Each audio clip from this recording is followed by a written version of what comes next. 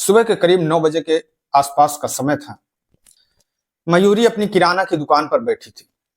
तभी एक 22-23 साल का लड़का उस दुकान पर आता है और कुछ सामान लेता है। सामान लेते लेते वो लड़का मयूरी से कहने लगता है, भाभी जी, काफी दिन हो गए, आपने काफी दिन से ब्लाउज नहीं सिलवाया है। मयूरी उससे कहती है कि ब्लाउज तो सिलवाएं, पर आपसे जब भी ब्लाउज सिलवाते हैं आप जो हमारी चोली है उसको तंग कर देते हैं, उसको टाइट कर देते हैं। आप सही से नाप नहीं ले पाते हैं। आप सही से नाप लेने के बावजूद भी हमारी चोली को तंग कर देते हैं। लड़का कहने लगता है कि भाभी जी, नाप हम सही लेते हैं, पर शायद आपकी जो जवानी है वो दिन ब दिन बढ़ती जा रही है और इस वजह से जो आपकी चोली है वो तंग हो जाती है। इस बार आप हमसे ब्लाउज बनवाइएगा, फिर हम आपको कभी शिकायत का मौका नहीं देंगे, और कहो तो हम अभी आपकी नाप ले लें, क्योंकि टेप तो हमारी जेब में ही रखा है। मयूरी कहती है कि इस वक्त तो हम आपको नाप नहीं दे सकते क्योंकि हम दुकान पर हैं, पर आप दोपहर के बाद हमारे घर पर आना, हम आपको नाप देंगे और इस बार आप हमारा ब्लाउज सही तरीके से सिल करके देना। अब इस तरीके से उस लड़के और मयूरी के बीच में बात होती है और उसके बाद में वो लड़का वहां से चला जाता है। जैसे ही दोपहर का समय बीतता है, जब दोपहर के समय उसका पति दुकान पर आ जाता है और मयूरी अपने घर चली जाती है। घर पहुंचने के बाद में मयूरी अपने घर से उस लड़के को फोन करती है और वो लड़का टेप ले करके मयूरी के घर उसकी नाप लेने के लिए पहुंच जाता है। जैसे ही वो दरवाजे की कुंडी खटखटाता है, दरवाजा खुलता है। उस लड़के की नजर जब मयूरी पर पड़ती है तो कहता है कि भाभी जी, आप तो जैसे पहले से ही नाप देने के लिए तैयार हो। मयूरी कहने लगती है, ऐसी बात नहीं है, गर्मी का महीना है, गर्मी लग रही थी, इसलिए हमने साड़ी उतार कर कूलर के सामने में लेट चुकी थी। अब आप आ गए हैं तो चलिए आप नाप ले लीजिए। वो लड़का घर के अंदर जाता है, घर का दरवाजा बंद हो जाता है। दरवाजा बंद होने के बाद में वो लड़का मयूरी की नाप लेने लगता है। बदन पर साड़ी नहीं होती और उसके बाद में वो लड़का उस मयूरी की नाप ले रहा है। तब जो मयूरी है उस लड़के से कहती है कि आप नाप सही से नहीं लेते हैं, इसी वजह से आप मेरी चोली तंग कर देते हैं। और फिर उसके शरीर पर जो कपड़े, ऊपर की ओर जो कपड़े होते हैं, उन कपड़ों को भी वो खोल देती है और फिर उस लड़के से कहती है कि अब आप हमारी नाप सही से लीजिए और इस बार हमारा जो ब्लाउज का साइज है वो गलत नहीं होना चाहिए। लड़का जब मयूरी को उस हालत में देखता है तो उसके हाथ कांपने लगते हैं और वो कांपते हुए हाथ से मयूरी की नाप लेता है।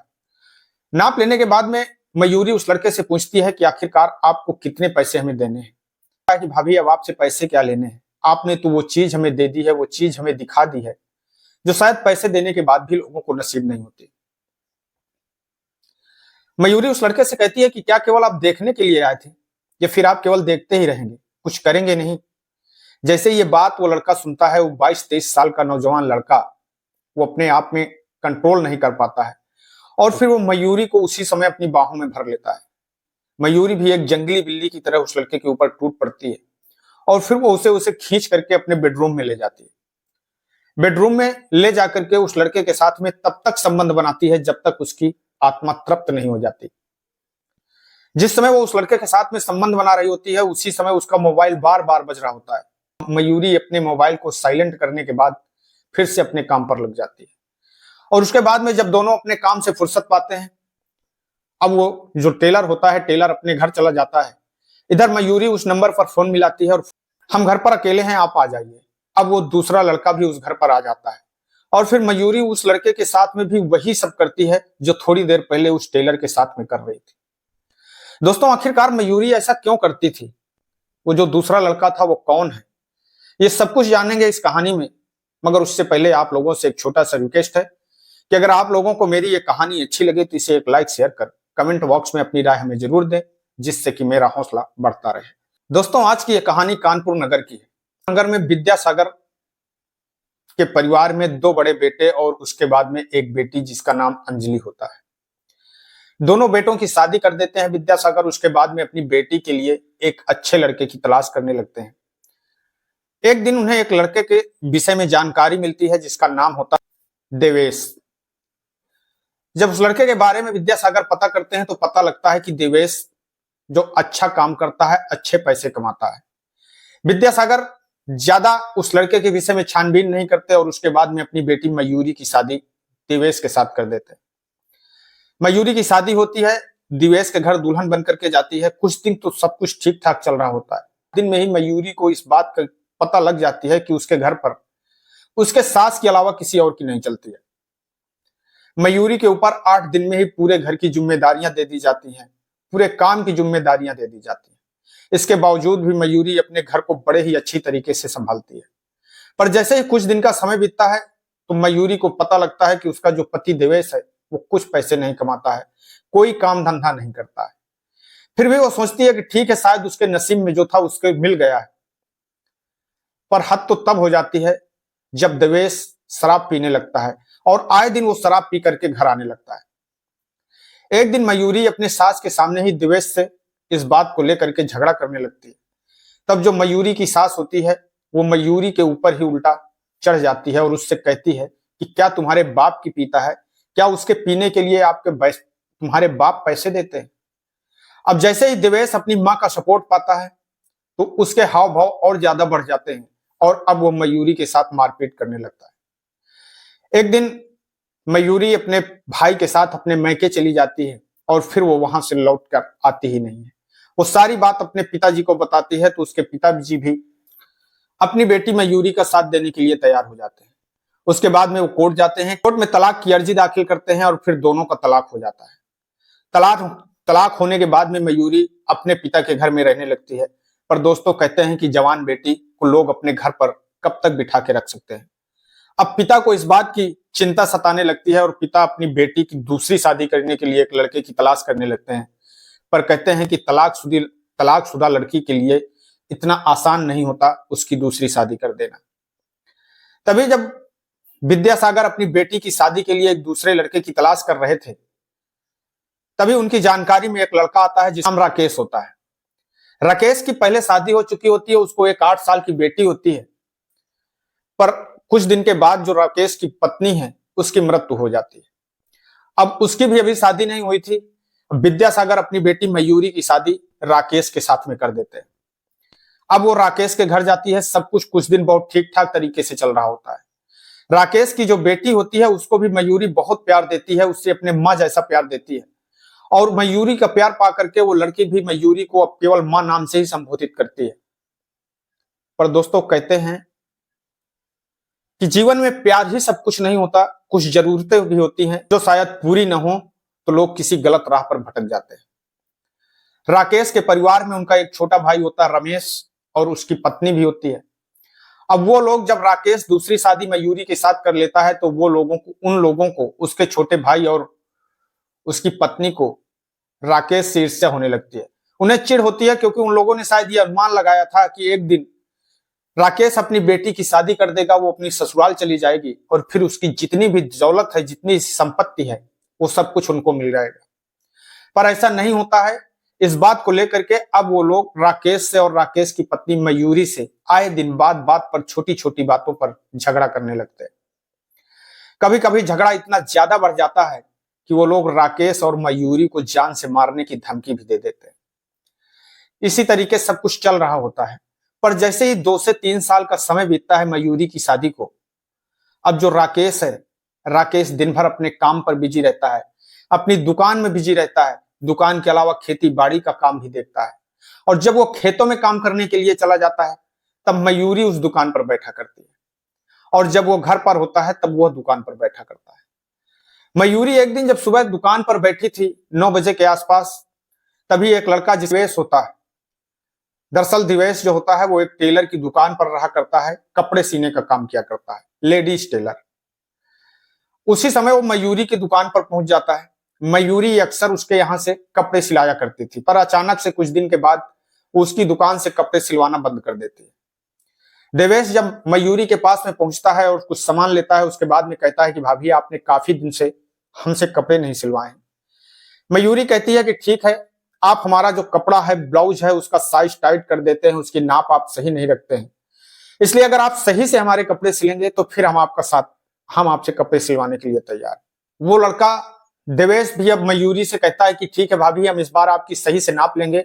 और फिर जब वो उसके घर नाप लेने के लिए जाता है और जब उसकी वो नाप लेता है, उस समय जब वो 22-23 साल का लड़का मयूरी के शरीर पर उसके हाथ टच होते हैं तो मयूरी की जो शरीर की आग थी वो ज्वाला जलने लगती है, भभकने लगती है और फिर वो अपने आप को कंट्रोल नहीं कर पाती और उस लड़के को साथ में उसी दिन अपने ही बेडरूम में वो संबंध बनाने लगती है और अपनी आत्मा को तृप्त करने लगती है। पर जैसे ये सिलसिला एक बार चलता है तो फिर ये बार बार चलने लगता है। अब मयूरी की जब कभी भी इच्छा होती है वो देवेश के पास में फोन करती है और फोन करके उसे अपने घर पर बुलाती है और फिर उसके साथ में अपनी शारीरिक जरूरतों को पूरा करने लगती है। क्योंकि उसका जो पति होता है, जब भी वो अपने पति के पास जाती है, अपने पति से नजदीक जाती है, तब उसका पति जो दिन भर थक हार करके आता था, वो रात के वक्त चुपचाप मयूरी से कहता है कि सो जाओ, हमें नींद लगी है, हमें बहुत ज्यादा थकी लगी है। और इस तरीके से वो बहाने करके सो जाया करता था। पर मयूरी जो अब इस समय 35-36 साल की एक खूबसूरत जवान महिला होती है, उसे जो जरूरत होती है उसकी जरूरत पूरी नहीं होती, तब वो अपने आप को कंट्रोल नहीं कर पाती और फिर वो उस 22-23 साल के टेलर लड़के के साथ में गलत संबंध में हो जाती है। अब 1 से 2 साल का समय बीतता है, तभी एक दिन एक लड़का मयूरी की नजर में पड़ता है। उसकी दुकान पर अक्सर आया करता है और बैठ करके वो मयूरी से भाभी भाभी कह करके काफी मजाक किया करता है, जिसका नाम होता है मोहन। अब मोहन और मयूरी जब दोनों दुकान पर बैठे होते हैं तो वो एक दूसरे से मजाक करते हैं। मजाक मजाक में मोहन एक दिन मयूरी से कहता है कि भाभी, आप इतनी खूबसूरत हैं, आप इतनी जवान हैं, आप इतनी हॉट लगती हैं, आपको देख करके कोई कह ही नहीं सकता है कि आपकी उम्र इतनी है।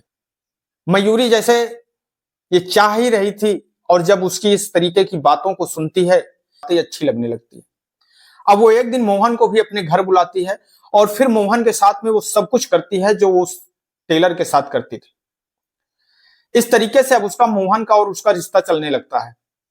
इधर जो देवेश होता है, टेलर होता है, टेलर मयूरी को मन ही मन उससे प्यार करने लगता है। इधर जो मयूरी होती है, मयूरी देवेश से प्यार नहीं करती, क्योंकि जब तक उसे मोहन नहीं मिला था तब तक तो वो देवेश से प्यार करती थी।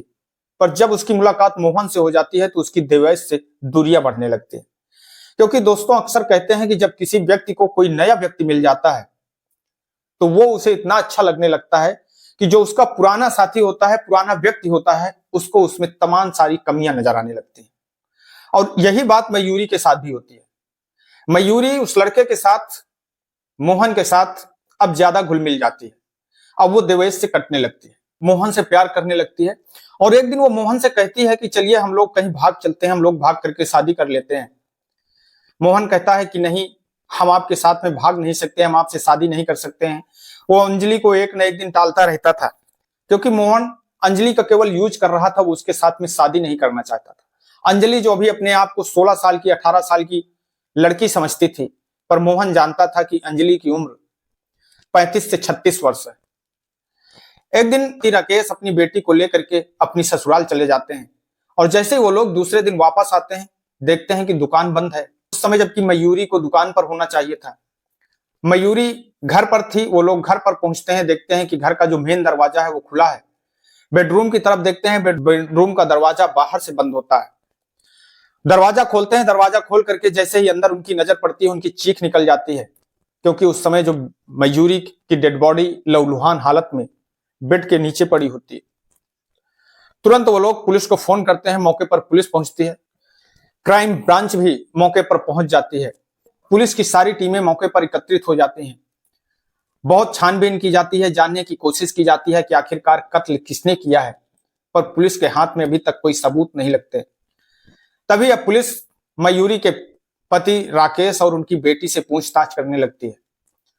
तो वो लोग बताते हैं कि वो तो कल अपनी ससुराल गए थे। उनकी बेटी कहती है कि मैं अपने ननिहाल गई थी अपने पापा के साथ में, हमें कुछ भी नहीं पता। पर उसके बाद जो बेटी होती है, वो बेटी पुलिस को एक बात बताती है।